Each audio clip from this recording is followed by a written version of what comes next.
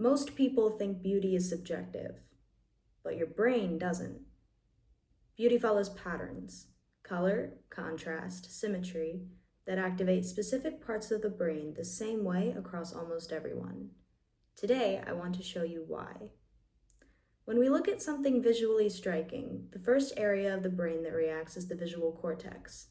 It organizes color, shape, and movement in a fraction of a second. But what makes something beautiful is what happens next, when those visual signals spill into the brain's reward pathways. This is red. Red is one of the strongest triggers of the reward system. It causes increased activity in the areas of the brain responsible for attention and emotional processing. We notice it faster, remember it longer, and even perceive it as more important than other colors. That's because red creates a kind of emotional shortcut. It signals energy, warmth, and intensity. The brain releases more dopamine when we see it, which means we register it as stimulating even before we consciously think about it. Beauty also shows up in shape. The brain prefers symmetry because it's easier to process. When something is symmetrical, whether it's a face, an object, or an artwork, the brain requires less effort to interpret it.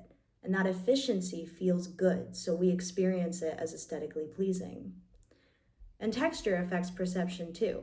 Smooth, flowing textures activate areas of the brain linked with comfort and safety, while sharp, irregular textures trigger alertness.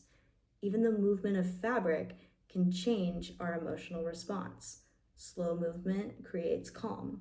Fast movement creates excitement. The big point, beauty changes behavior. So when we say something is beautiful, what we really mean is, my brain recognized a pattern, processed it efficiently, and rewarded me for it. Beauty changes how we focus, how we feel, and even the decisions that we make.